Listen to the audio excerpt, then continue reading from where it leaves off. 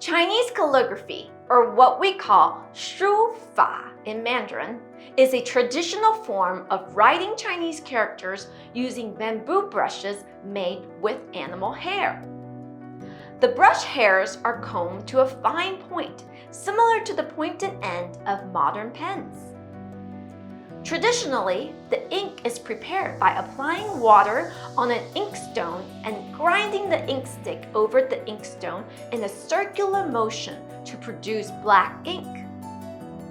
Most ink sticks are made of soot from pine or oil combined with animal glue, and are sometimes decorated with landscapes or flowers with gold highlights. Once the ink is prepared, the brush is dipped evenly in the black ink before writing can take place over a special type of rice paper called 宣纸.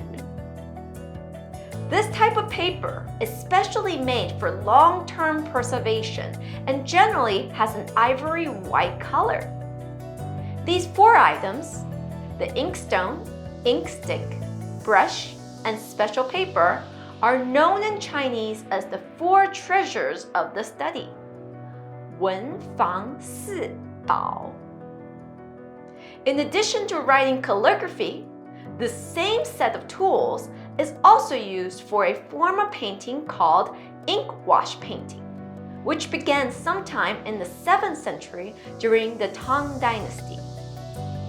Its early development is usually credited to the Chinese poet and painter Wang Wei. Ink wash painting is usually monochrome, which means it only uses the shades of black, gray, and white. But this does not mean the paintings are boring, not at all.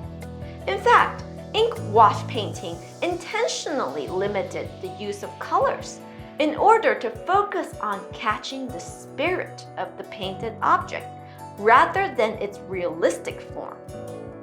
It encourages free-flowing brushwork to express the painter's emotions and thoughts.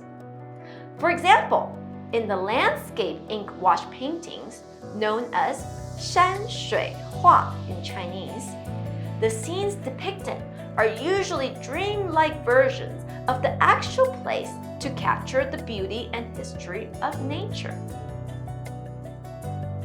In ancient China, educated men and women are expected to not only be literate, meaning they can read and write, but also be proficient in the 4 arts of scholarship, including the Chinese calligraphy and Chinese painting.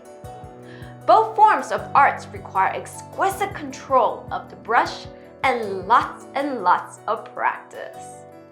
Once the artwork is finished and dried, it is often pasted onto a hanging scroll and given as a gift to family and friends. Isn't that wonderful?